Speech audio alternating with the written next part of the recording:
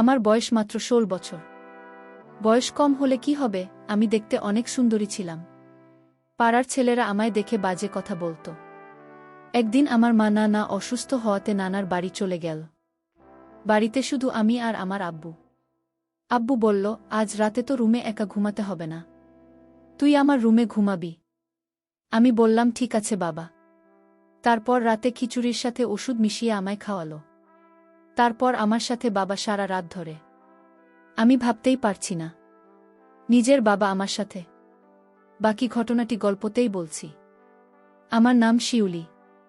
বয়স ১৬ বছর। ক্লাস 10-এ পড়ি। আমি আমার আব্বু আম্মুর বড় মেয়ে। আমার একটা ছোট ভাইও আছে, ওর বয়স ৪ বছর। আমার আম্মু আমার আব্বুর ৩ নম্বর স্ত্রী। আমার আব্বুর আগের ২ স্ত্রী। তাদের বাচ্চা কাচ্চা নিয়ে আলাদা আলাদা থাকে। আব্বুর প্রথম স্ত্রীর ৪টা ছেলে আর দ্বিতীয় স্ত্রীর ২টি। সকলেই আমার থেকে বয়সে বড়। আব্বু প্রতি সপ্তাহে ২ দিন করে আমাদের বাড়িতে থাকেন।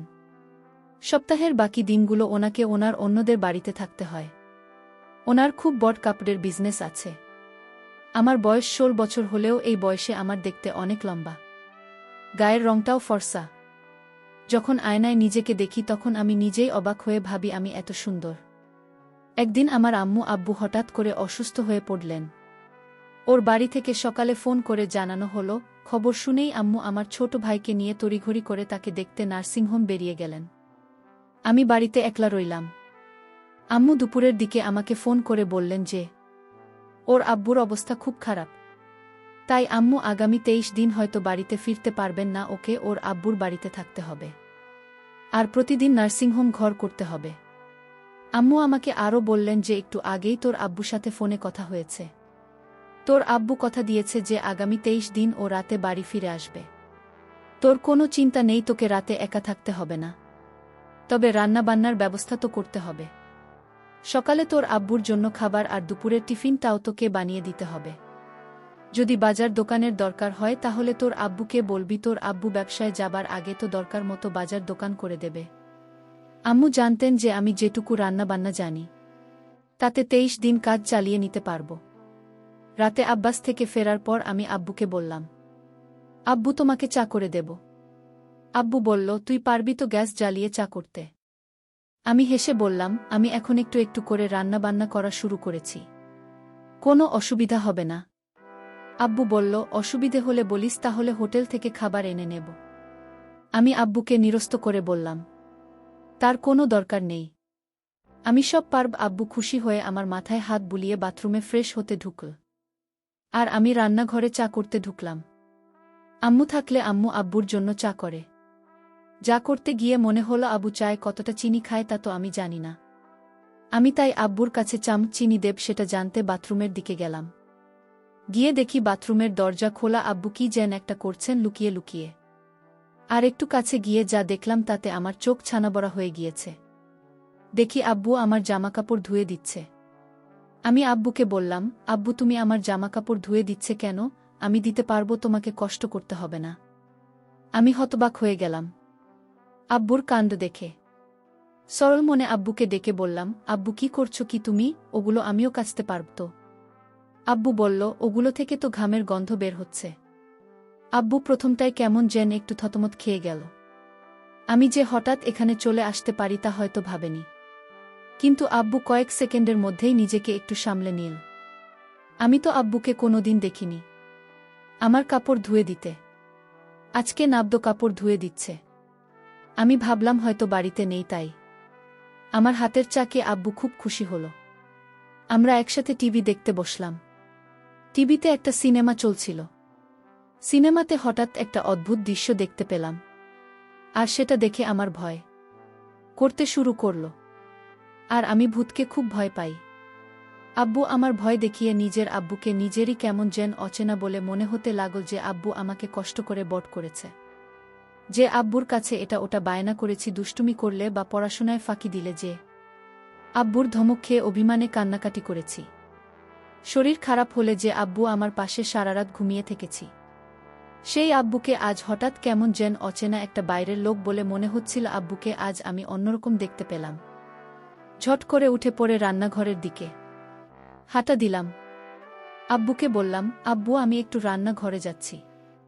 আমাকে রাতের খাবার গরম করতে হবে। আমি আব্বুকে দেখলাম আমার পিছু পিছু রান্নাঘরে চলে আসছে। আব্বুকে বললাম, তোমার আসার দরকার ছিল না। তারপর রাতে আমি আর আব্বু একসাথে খাবার টেবিলে খেতে বসলাম। দেখি আব্বু খেতে বসেও এক অন্যরকম দৃষ্টিতে আমার দিকে বারবার তাকাচ্ছে। জীবনে কোনোদিন আব্বুকে আমার দিকে রকমভাবে তাকাতে দেখিনি আমি। আব্বু হঠাৎ আমাকে জিজ্ঞেস করল, তোর আমি পরশু ফিরবে? আমি বললাম, জানি না। তবে আম্মু আজ ফিরতে পারবে না সেটা বলে গেছে। শিউলি, আজ রাতে তুমি আমার রুমে ঘুমাবে। আমি বললাম, কেন? আমি তো আমার ঘরে এসো বলে বিছানা করে রেখেছি। আব্বু বলল, আজকে তো তোমারা মনেই আলাদা আলাদা শুয়ে কি হবে, আর তাছাড়া আমি তোমাকে একা একা রুমে ঘুমাতে দিতে পারি না। আমি বিশেষ না ভেবে মাথা নেড়ে সম্মতি দিলাম। রাতে আমি আম্মুর শোবার ঘরে গিয়ে খাটে মশারি টাঙিয়ে শুয়ে পড়লাম। আব্বু তখন বাথরুমে। আব্বু বাথরুম থেকে ফিরে ঘরে ঢুকে দরজা বন্ধ করে দিন। আব্বু লাইট নিভিয়ে দিন। আমি বললাম, আব্বু নাইট বলটা চালাও না। আব্বু বল, না থাক, আজ অন্ধকারই ভালো লাগছে। লাইট পুরোপুরি নিভে যেতে ঘরে অন্ধকার ছেয়ে এল আর আমি ঘুমিয়ে পড়লাম। আধ ঘন্টা পর হঠাৎ আমার ঘুম ভেঙে গেল। আমার কোনোভাবেই ঘুম আসছিল না। আমি লক্ষ্য করলাম আব্বু ঘুমায়নি। আব্বু এখনো জেগে আছে। আমি আব্বুকে বললাম, আব্বু তুমি এখনো ঘুমাওনি কেন? আব্বু তখন বলল, আমার ঘুম আসছে না। মা, আব্বু বলল, তোর মায়ের কথা খুব মনে পড়ছে। আমি আব্বুকে বললাম, আব্বু একদিন হলো না আবু বাড়িতে নেই, আর তাতেই তুমি এত চিন্তিত হয়ে গেছ। আবুল বল, মা আমি তোমাকে অনেক ভালোবাসি। আমি আব্বুকে বললাম, শুধু আমাকে ভালোবাসো? আব্বু বলল, এই পরিবারের সবাইকে ভালোবাসি, তবে তোকে একটু বেশি স্নেহ করি। জানো আব্বু, পাড়ার বদমাশ ছেলেগুলো মাঝে মাঝে আমার দিকে কেমন দৃষ্টিতে তাকিয়ে থাকে। এ কথা বলতেই আব্বু এরকম অদ্ভুত আচরণ করছিল। ঠিক বুঝতে পারছিলাম না। তাছাড়া আব্বু আমাকে এখন তুই তুই, মাঝে মাঝেই তুমি তুমি করে কথা বলছিল। আব্বু, আমাকে তুমি এরকম করো না। তুমি আমার বাবা, আর তুমি আমাকে তুই তুই করে না বলে তুমি তুমি করেই বা কথা বলছো কেন? তোমাকে খাইয়ে পড়িয়ে অনেক স্নেহ ভালোবাসা দিয়ে বড় করেছি, অনেক টাকাও খরচ করেছি আমি তোমার পেছনে। আমি আজ তোমার কাছে এমন একটা জিনিস চাইব, তুমি আমাকে দিবে মা? আমি আব্বুকে বললাম, আব্বু তুমি যেভাবে বলছো কেন? আমি তোমার মেয়ে, আমি তোমার সব ইচ্ছা পূরণ করতে পারি। আব্বু তখন খুশি হয়ে বল, মা সত্যিই আমার একটা ইচ্ছা ছিল, সেটা তুমি পূরণ করবে। বাবা তুমি কেন ভয় করছো? আর আমি তোমার মেয়ে, আমার কাছে কোনো কিছু লজ্জা পেলে চলবে। তুমি বলো আমার কাছে কি চাও? বাবা তখন বলল, আচ্ছা মা, আমি তোমার আম্মুর সাথে যা করি আমি তোমার সাথে তা করতে চাই। তুমি কি তাতে রাজি? আব্বু তুমি এসব কি বলছো? আমি তোমার মেয়ে, আমি কি বড় হয়ে গেছি যে আমি তোমার সকল কথা রাখতে পারবো? আমি তো এখনো অনেক কিছু বুঝি না। আমি আব্বুকে বললাম, আব্বু আমি তোমার মেয়ে, আর তুমি কি বলছো এসব? আমি এই কথা কিছুতেই রাখতে পারবো না। আব্বু তখন কেঁদে বলল, তুমি যখন ছোট ছিলে তখন তোমার শরীর খারাপ হলে কত রাত আমি না ঘুমিয়ে জেগে থেকেছি জান। তুমি কত বায়না করেছে আমার কাছে। তোমার সব ইচ্ছা, বিভিন্ন গিফট সহ আমি কষ্ট করে তোমার আবদার পূরণ করেছি। আজ তোমার কাছে আমি একটা সামান্য জিনিস চাইছি, তা তুমি দিতে পারবে না। মা, আমি বাবাকে বললাম, বাবা এটা সামান্য না, এটা কেউ দিতে পারবে না। আমি আমার মেয়েকে বললাম, তাহলে তুমি আমাকে এত বড় কষ্ট দিলে, মুখে মুখে না করে দিলে তুমি? আমি জানতাম না আমার মেয়ে এতটা পাষাণ হতে পারে। আমি আমার বাবাকে বললাম, বাবা এটা কি করে সম্ভব, তুমি বলো। আর তোমার মতো বাবা আমি খুব কম দেখেছি। যেটা পারব না সেই জিনিসের কথা কেন বললে বাবা? আমি বাবাকে তখন কান্না করতে দেখলাম, বাবা কাঁদছে। আমি বাবাকে বললাম, তুমি কেন কাঁদছো এভাবে? ঠিক আছে তুমি যদি কান্না থামাও তাহলে আমি কিন্তু তুমি আমায় যা বলছো সব কিছু আমি আম্মুর কাছে বলে দিব।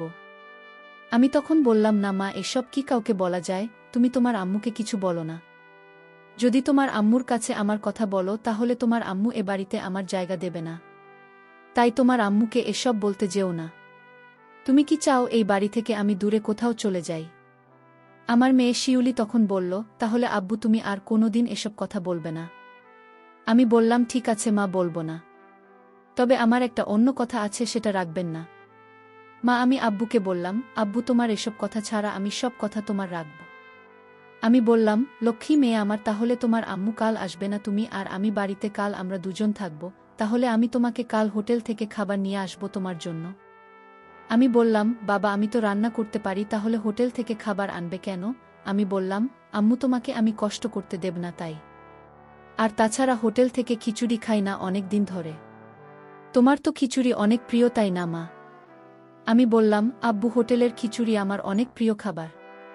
তাহলে কাল আর রান্না করার দরকার নেই। আমি দুজনের জন্য হোটেল থেকে খিচুড়ি নিয়ে আসব। আমি বললাম, ঠিক আছে বাবা, তুমি কাল আমার জন্য হোটেল থেকে খিচুড়ি নিয়ে আসবে। পরের দিন আমি সারাদিন ঘরে বসে টিভি দেখছিলাম। আর বাবা বাজারে চলে গেল। রাত 10টা হয়ে গেছে। বাবা এখনও বাজার থেকে ফিরছেন না। আমি বাবাকে ফোন দিলাম। ফোনটা রিসিভ হচ্ছে না। আমি চিন্তায় পড়ে গেলাম। আমি চিন্তা করতে করতে হঠাৎ দরজায় নক করল। আমি দরজায় নক শুনে দরজাটা খুলে দিলাম। দেখলাম বাবা আমার জন্য খিচুড়ি নিয়ে হাজির। বাবা বলল, এই খিচুড়ি অনেক স্বাদের মা। আমি বাজারে গেলে মাঝে মাঝে খাই। আজ তোমার জন্য স্পেশাল খিচুড়ি নিয়ে আসলাম। আমি আব্বুকে বললাম, আব্বু তুমি হাত মুখ ধুয়ে এসো, আমরা একসাথে খাবো। আমি বললাম, ঠিক আছে মা, আমি হাত মুখ ধুয়ে আসছি। তুমি খিচুড়ি টেবিলে রেডি করো। বাবা টেবিলে বসল, 2টা বাটি করে খিচুড়ি নিয়ে আসলো। বাবা বলল, হঠাৎ আমার শরীরটা খারাপ লাগছে। আমি এখন কিছু খেতে পারবো না। তুমি খেয়ে নাও।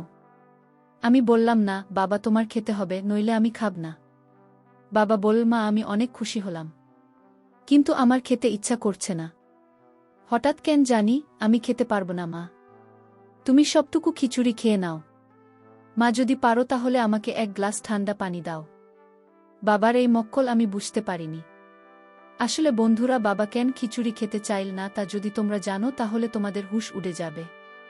এই খিচুড়ি আমি খাবার পরে আমার কি হয়েছিল এবং বাবা মার সাথে কি করছিল তা জানতে ভিডিওটি শেষ পর্যন্ত দেখতে থাকুন।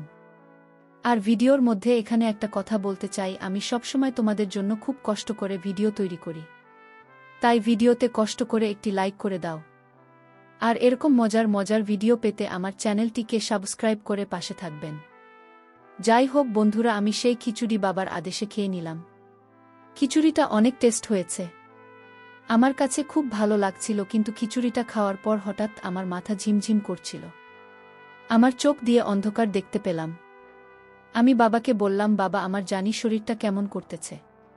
আমি ঘুমাব। আমি আমার রুমে ঘুমিয়ে পড়ি বাবা। তুমি তোমার রুমে গিয়ে শুয়ে পড়ো বাবা। আমি মনে মনে বললাম, কাজ হয়ে গেছে। আমার মেয়ে তার রুমে গিয়ে শুয়ে পড়ল। আর দরজাটা লক করতে ভুলে গেছে আমার মামুনি।